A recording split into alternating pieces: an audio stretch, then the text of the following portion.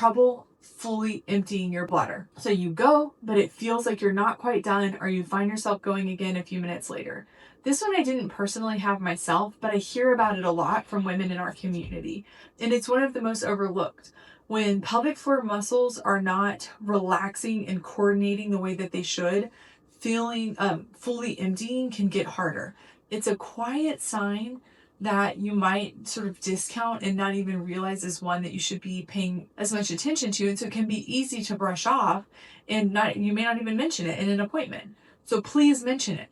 Bring this up with your provider, and a good pelvic floor PT is going to ask you about things like this. But it can be helpful to write it down before you go, because this is exactly the kind of detail that might slip your mind once you're in that room having to talk through everything you're experiencing.